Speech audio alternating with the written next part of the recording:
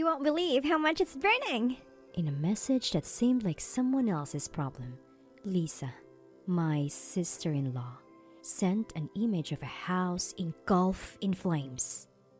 Our house. Why can't you even laugh about this? You've set someone's home on fire! Lisa, this is crossing a line. From the looks of it, Lisa had been drinking again. The photo she sent showed a house blazing up in flames. As Thomas and I trembled in anger, Lisa was seen laughing joyfully in the background.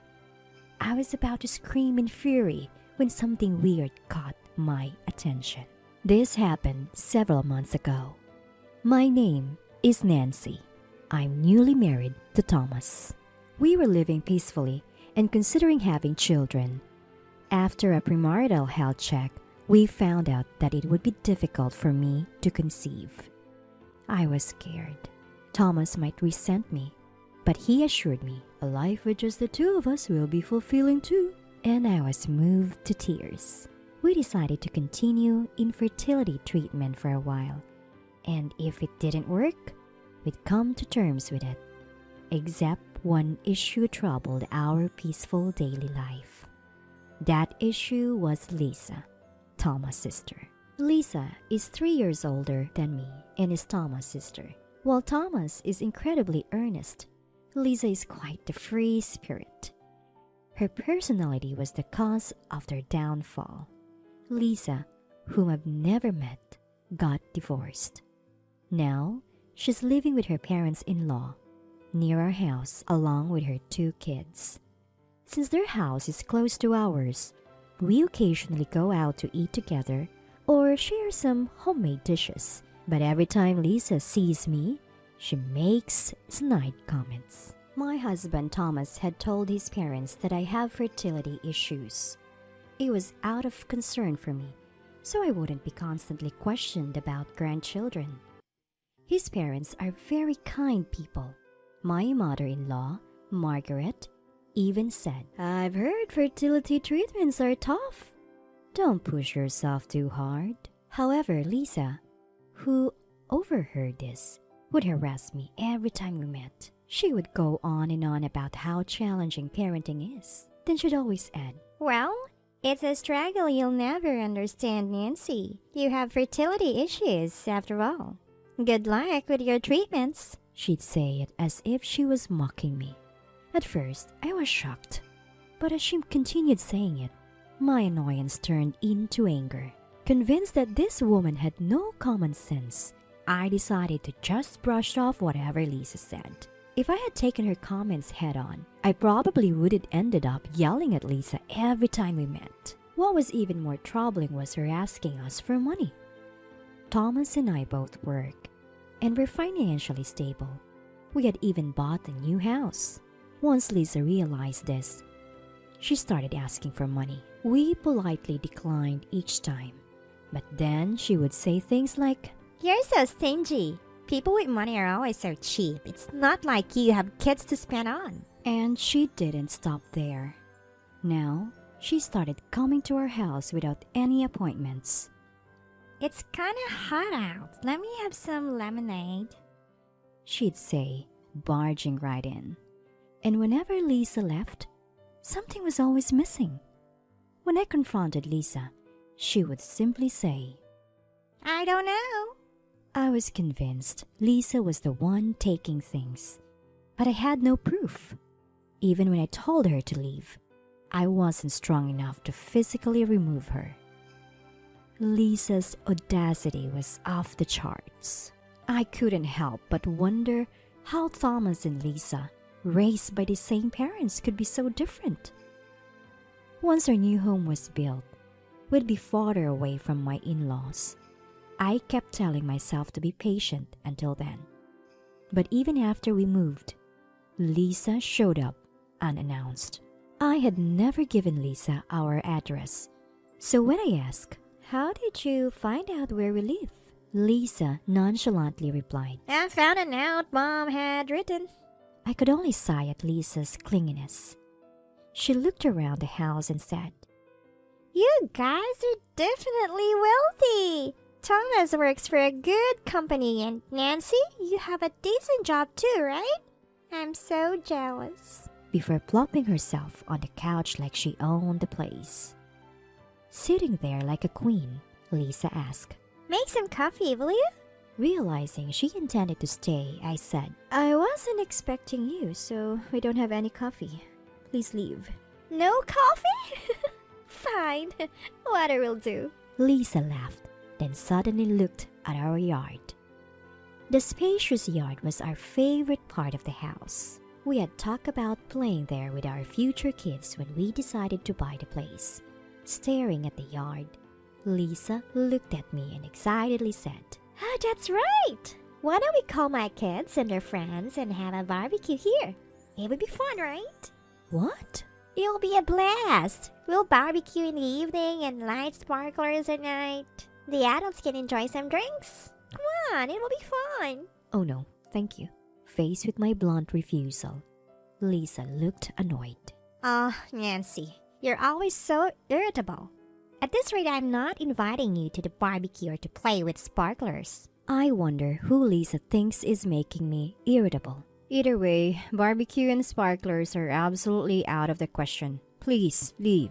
Lisa kept insisting on having a barbecue and using sparklers, but she eventually left when she saw I was standing firm against it. Typically pushy Lisa. I had a bad feeling something might happen.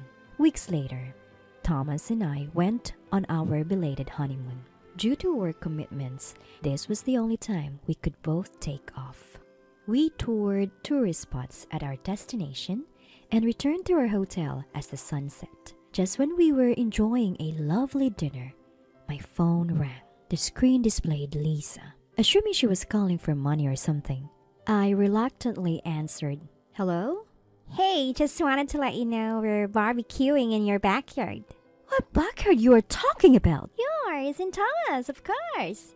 You know, I mentioned wanting to barbecue and use sparklers. I was flabbergasted. Despite my explicit refusal, she had taken advantage of our absence to barge in and have a barbecue and sparklers. I told you, it's not okay. That's trespassing. Trespassing? Come on, it's my brother's place. That doesn't matter. Lisa seemed tipsy. Her speech was slurred, and she didn't appear to understand anything I was saying. Well then, we'll enjoy ourselves. And she hung up. I reported this to Thomas, and we both tried to contact Lisa, urging her to leave, but got no response. All we could do was spend the night praying her home would be safe. The next day, while heading home after cutting our trip short, we received a call from Lisa as we entered our local town. Hello? Lisa? Why didn't you answer the phone yesterday? We were worried. Well, you see... Lisa hesitated, then blurted out something shocking. Sorry, there was a fire. What? I put the call on speakerphone so Thomas and I could both hear. Another reason was to record a conversation with Lisa. Apparently, Lisa and the others had a barbecue and were playing with sparklers as planned. Although they assumed it would be fine because many adults were present, all the adults were drunk. In their absence, Lisa's kids started a fire as a prank. By the time they realized it, our house was already burning. Lisa sent pictures. See how well it's burning? So shocking. Lisa said as if it were someone else's problem. She still seemed to be drinking. How can you laugh about this? You burned down someone's home! Lisa, this is beyond acceptable. The image sent by a drunken Lisa showed our home going up in flames. While Thomas and I fume with anger, Lisa looks amused, grinning from ear to ear. I'm about to let out a yell when something odd occurs to me. Shouldn't the fire department call if your house is on fire? No call came, so we take a closer look at the photo. This isn't our house. Huh? Ignoring Lisa's bewildered response, I say to Thomas, look closely, and show him the photo. Thomas examines the photo and mutters, You're right. No way. I definitely went into your house. Are you sure you didn't mix it up? Like, not checking the house number sign? At this, Lisa clams up. Our neighborhood has houses that look similar. Lisa has only been to our house once. Chances are, Lisa broke into our neighbor's house by mistake. At this dreadful thought, not just Thomas and I, but even Lisa goes silent for a moment. What should I do? This is a joke, right? It's no joke. We don't have that tree in our yard. I'm pretty sure it's the neighbor's house. Oh no. Am I going to get arrested? Ignoring Lisa's panic rumbles, we hang up and rush home to verify the facts. When we get home, sure enough, our house is intact while the neighbor's is burned to the ground. Our neighbors look distressed. Seeing us, they hurry over and apologize. They think their house was deliberately set on fire. They were away on a trip and rushed back home after receiving a call from the fire department. As I'm about to mention Lisa, her car screeches to a halt in front of our house. She pulls us aside and pleads. If you guys keep quiet, no one will know. Don't say anything to the neighbors. Having a family member arrested would be embarrassing for you and Thomas. Just keep quiet and it won't come out. Thomas and I lock eyes. We both nod firmly and grab Lisa's arms, presenting her to the neighbors. The arsonist is this woman's child. Why would you say that? There's no proof. We have proof. Thomas says, pulling out his mobile phone. We had not only listened to Lisa's call on speakerphone, but also recorded it. We never imagined the recording would serve as evidence for arson.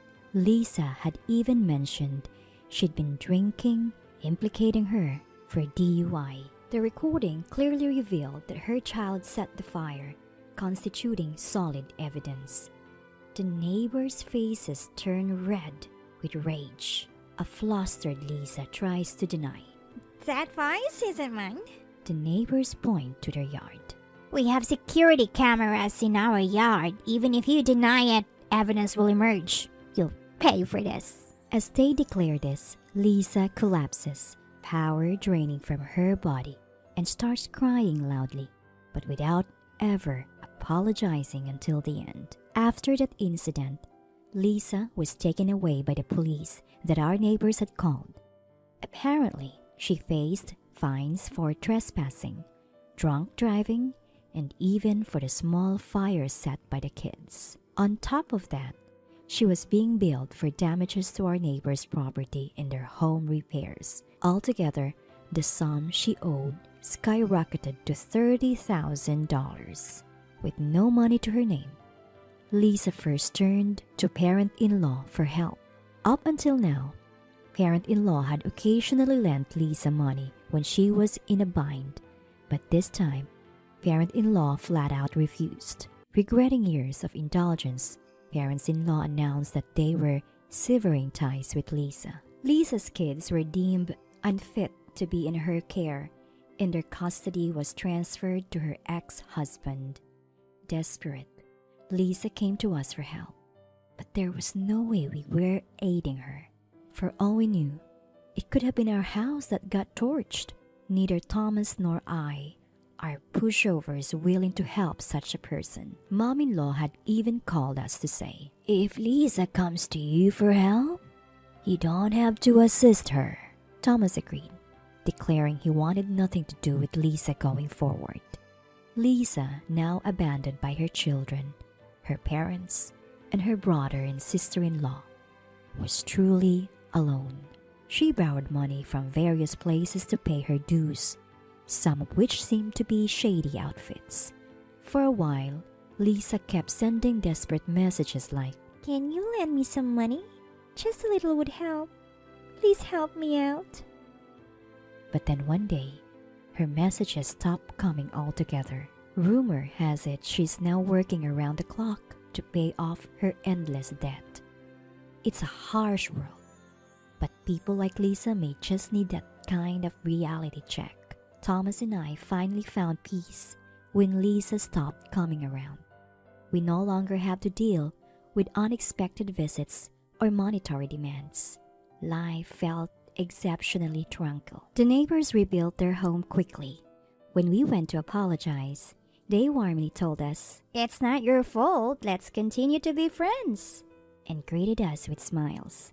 It was a huge relief as we had worried our relationship would sour due to the incident. Adding to our happiness, I found out that my fertility treatment was successful and we're expecting our first child. Our neighbors also got pregnant around the same time, and our babies are due close to each other, deepening our bond even more. As we discussed our kids playing together someday, our neighbors jokingly said, Barbecues and sparklers are off limits though. We all burst into laughter.